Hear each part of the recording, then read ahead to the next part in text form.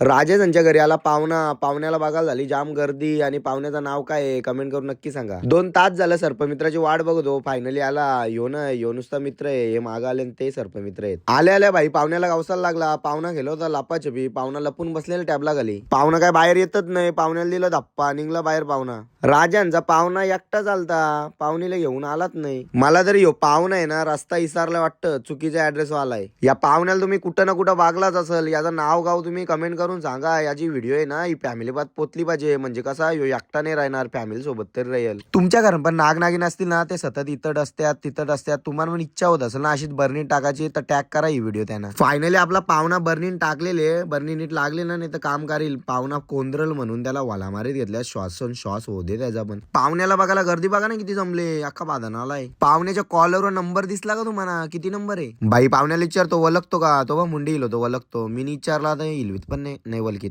Class एकदम यार. तेरा भाई जोकेंदर नहीं धरा है, तेरा भाई जोकेंदर. त्याला तर सोडतील कुठे तुम्ही? जंगलात सोड.